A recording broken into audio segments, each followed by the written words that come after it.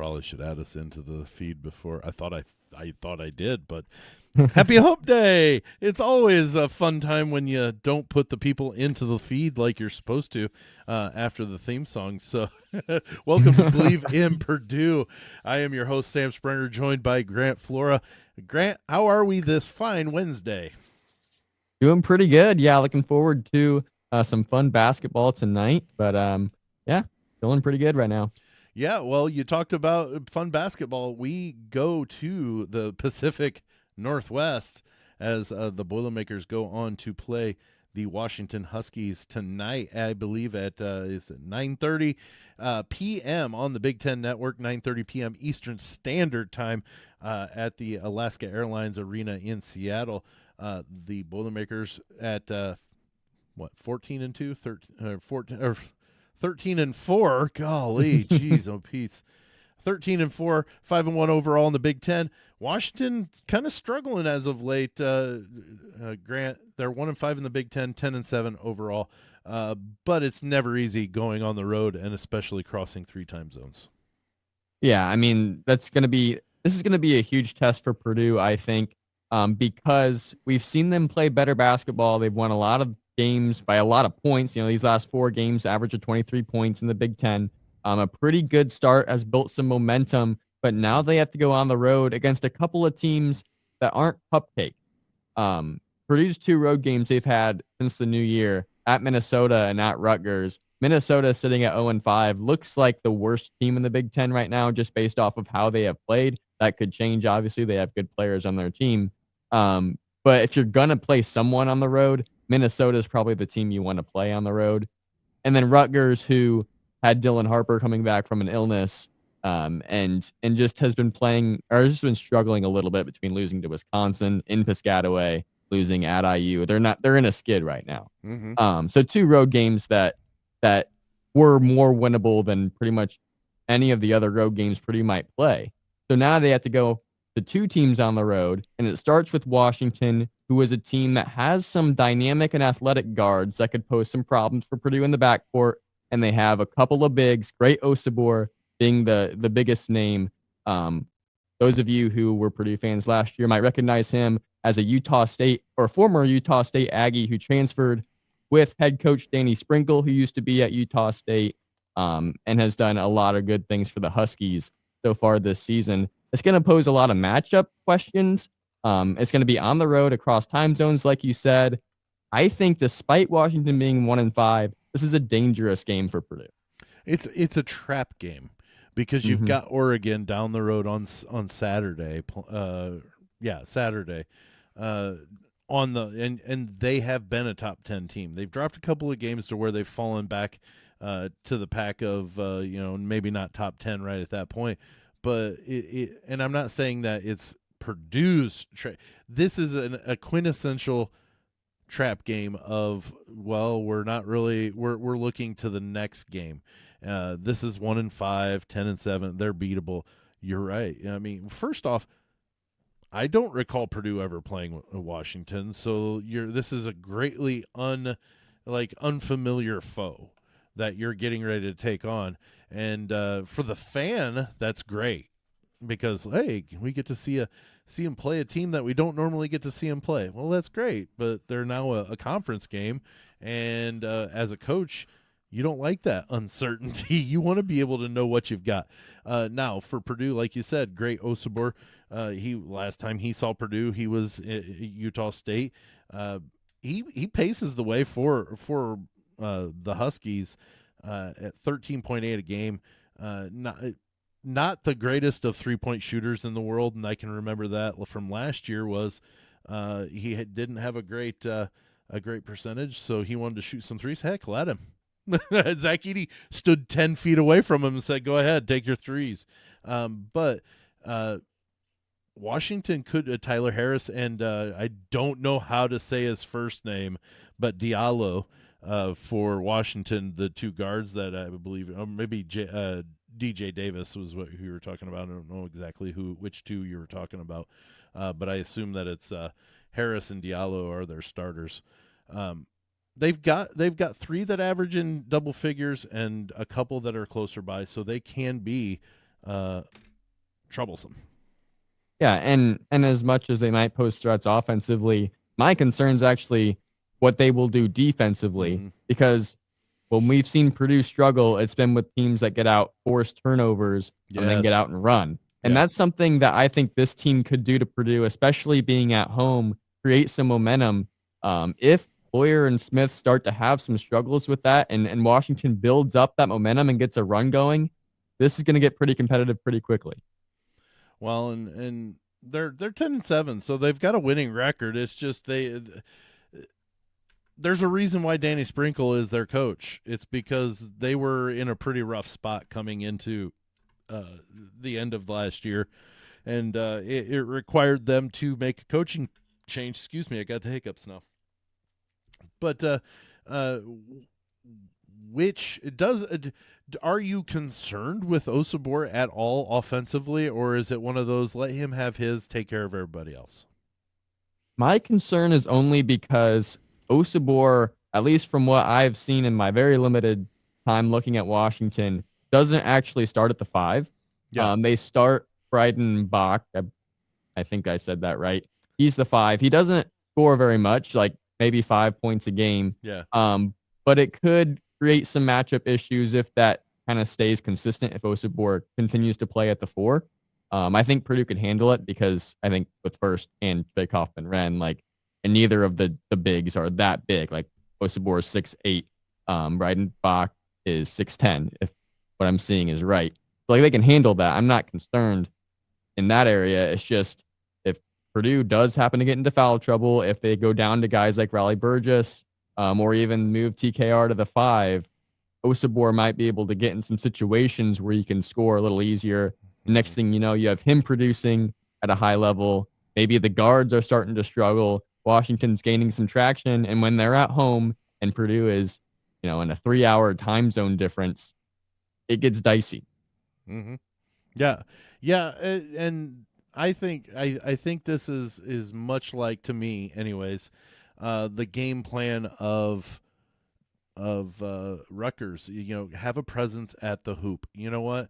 Great Osabor is going to be at the hoop, but if you can cancel him out with your height and another player, you can get a Braden Smith to the basket, either making shots, short shots, or distributing on the collapse. I really think this is. If he can pull Osabor to him, maybe he's able to dump it to TKR for quick dunks, or lay in or something.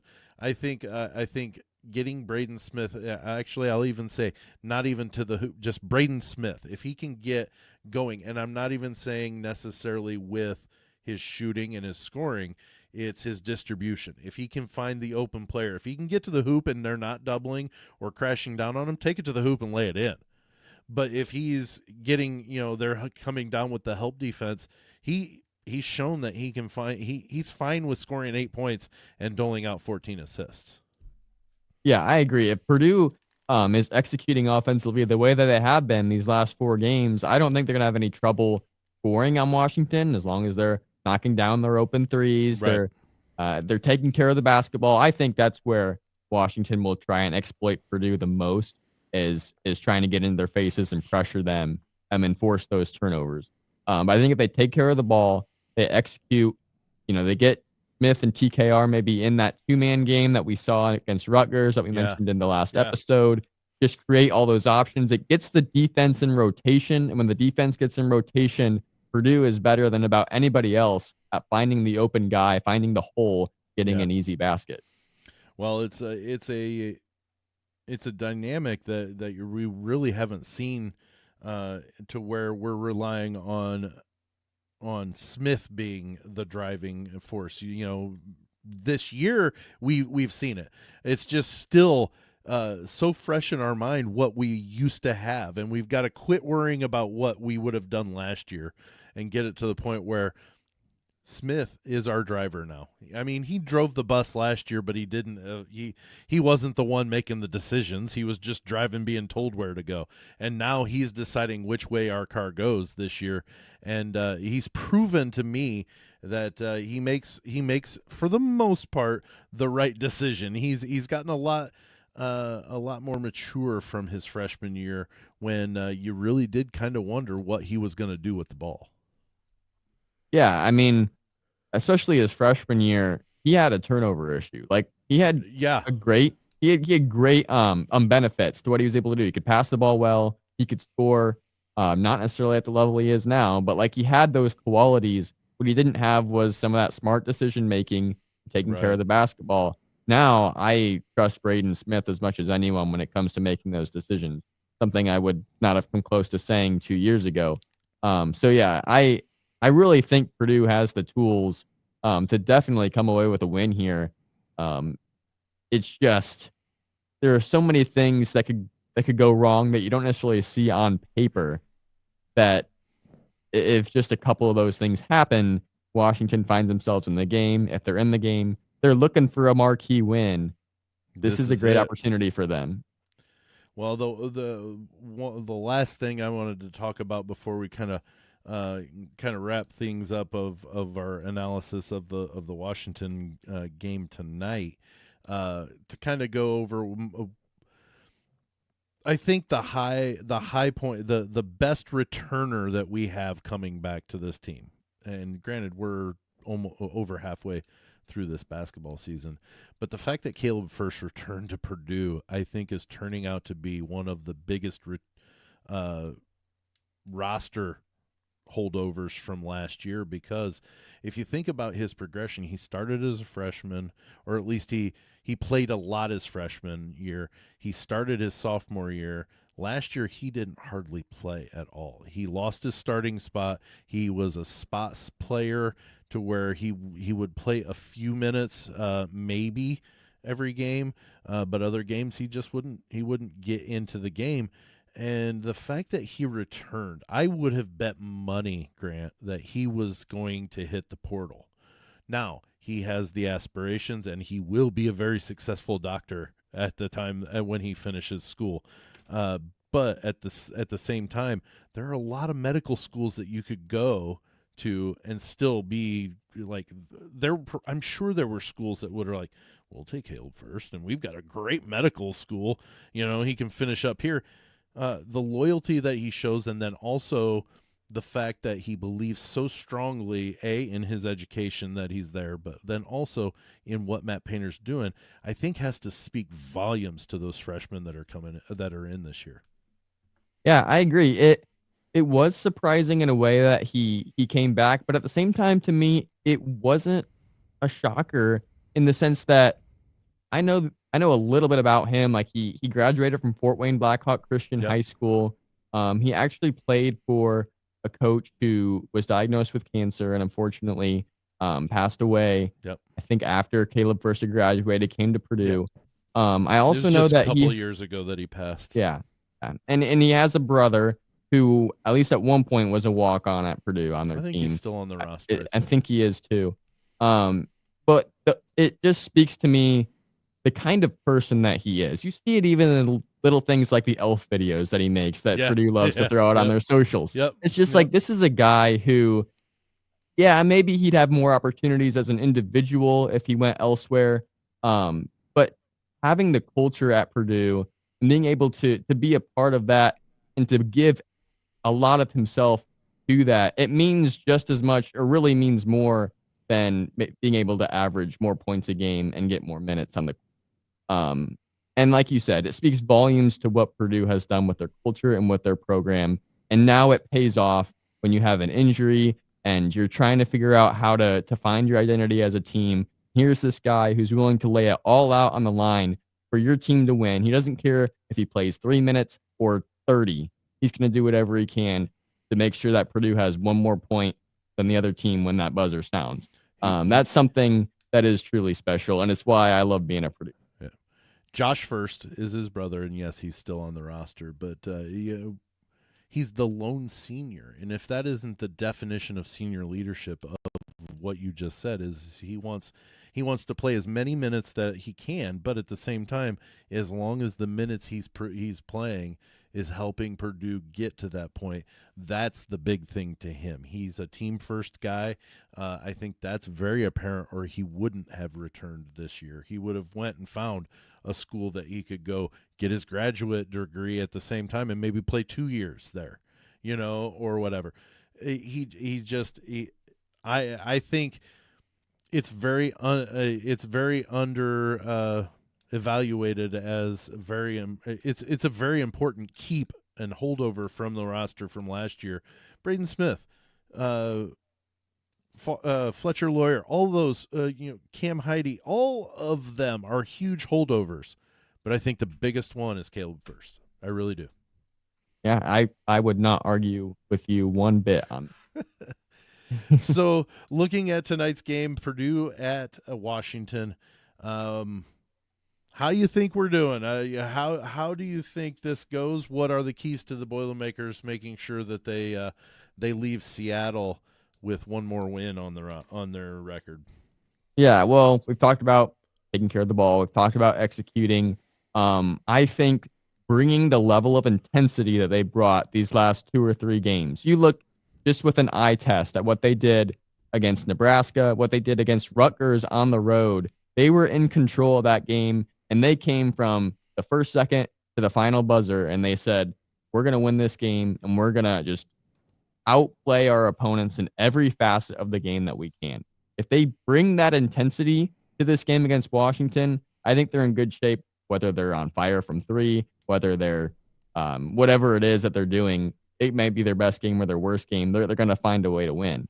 If the long flight and the new experiences of playing at Washington, if those things start to influence their mentality and the way that they play, then we might be in for a battle here.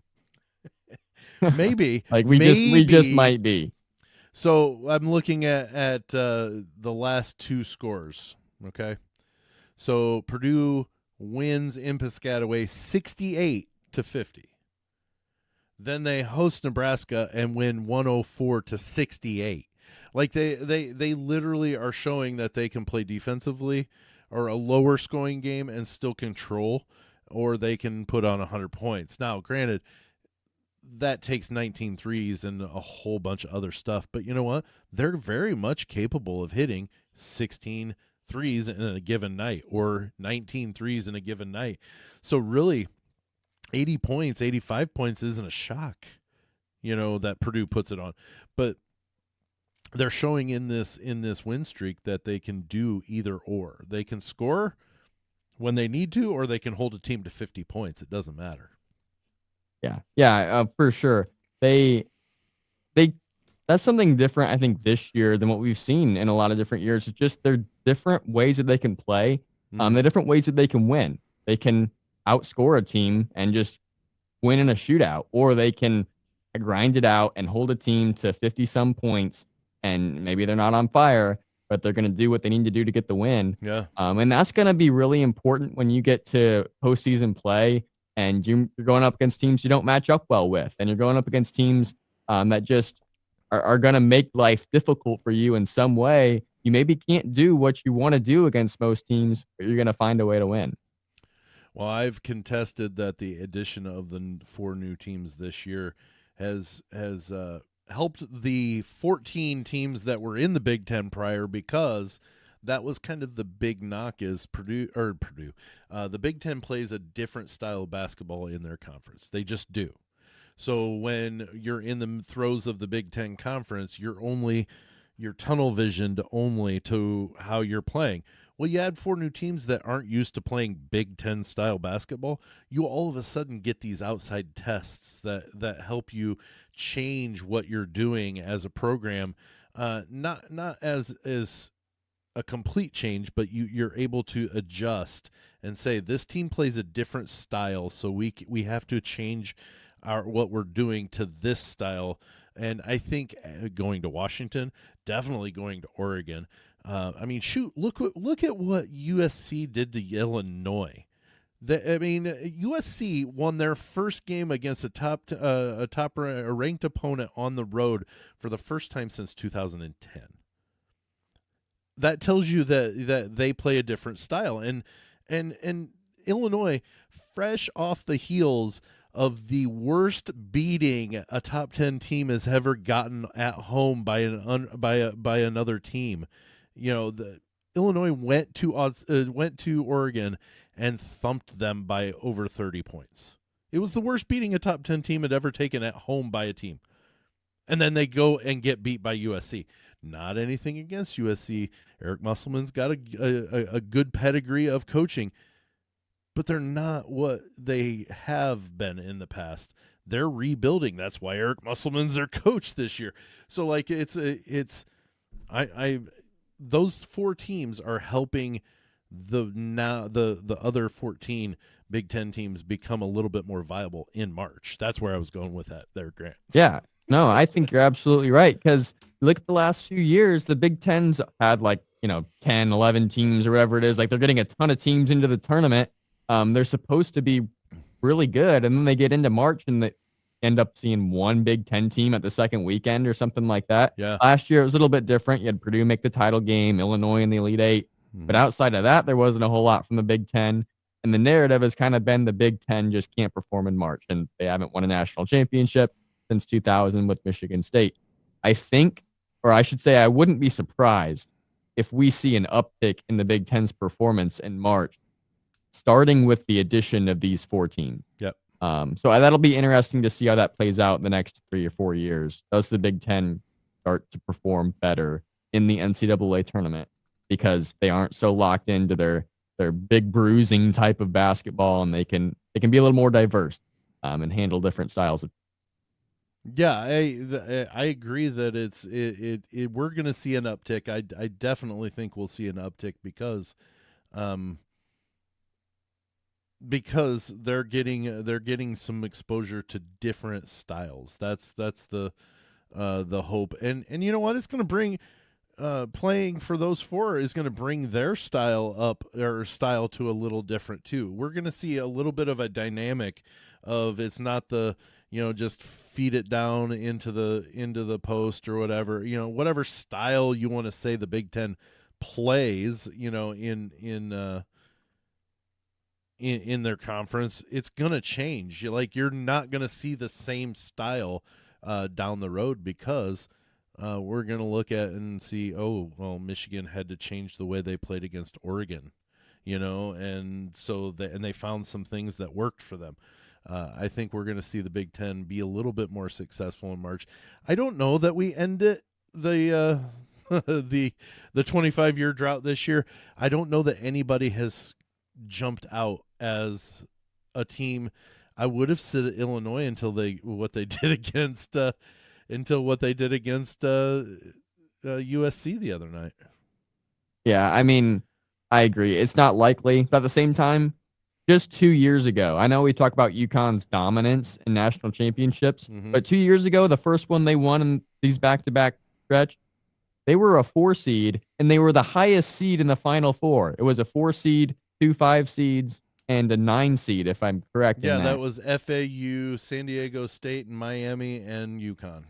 Yeah, this year, if you have a 4 seed, a 5 seed, and a 9 seed in the Final Four, 1 or 2 of them at least are probably Big Ten teams, because they're going to be snatching up those mid-grade seeds. And if we get a year similar to that, especially, you had change with the Pac-12 being disintegrated and things like that. Who knows how this year's going to play out? Next thing you know is anybody's champion.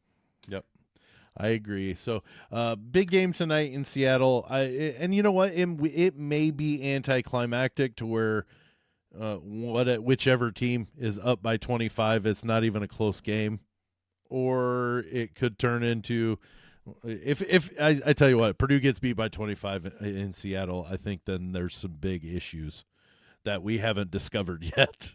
Yeah. Either that or the same issues that have been the same problem have come back. They just haven't, but yeah, right. They remanifested themselves. But all right, that brings us to the end of today's Believe in Purdue, previewing the Washington The trip to Washington, take on the Huskies. I think Purdue comes away with the win. It might be a little harder fought than what maybe we kind of expect, but I think Purdue comes out with it. Yeah, I would say so too. Definitely, I'd choose Purdue if I had to choose two. I think it's a really important game for Purdue to win. You look at their schedule; the second half of their Big Ten schedule looks a lot harder. Yeah. Just a quick overview. Like 2 games against Michigan, have to go to the Breslin Center to play Michigan State. 2 games against IU. UCLA's in there. Like they have a lot of tough games coming up. You got to win the ones that you can win. This is one that you ones that you should win and not the toss-ups, the ones you should win. Yeah, you need to come away with those W's because you're absolutely right. The second half is going to be a lot more brutal than what the first half has been to this point and will continue to be. They only play Illinois once, so that's and you know what? Illinois is a good team. I'm not going to take that, but I think what Brad Underwood does there is he always has some turnover, a ton of turnover, and I think that leads to a lot of. If you remember 2 years ago, he was being interviewed after they lost in the Big Ten tournament and said, "We're still waiting to gel. You shouldn't be waiting in March to still gel." Now, last year they gelled just fine, and they played some really good basketball in March. So I think we're going to have seasons from him if he continues to do that, where he's got a large turnover with the portal. You're going to have seasons where he doesn't gel until ever, and then some years that they're going to gel really quick. And I could see them being a pretty big force this year if they can figure out the gelling problem.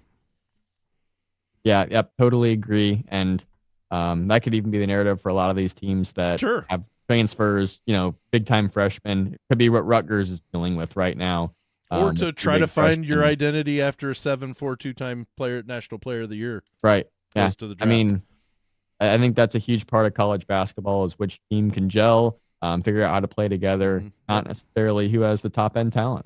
Yeah, I absolutely agree. Well, that brings us to the end of the Believe in Purdue here on the Believe Network and the Lounge Sports Network. We're streamed every week or every episode on the All Sports All Plays Network as well. So feel free to reach out to us on social media. I am at Sam Springer1 on the platform formerly known as Twitter, or you can shout out at Lounge Sports, any of the other platforms. Keep the conversation going. Let's keep believing in the Boilermakers, and we'll see you on Friday.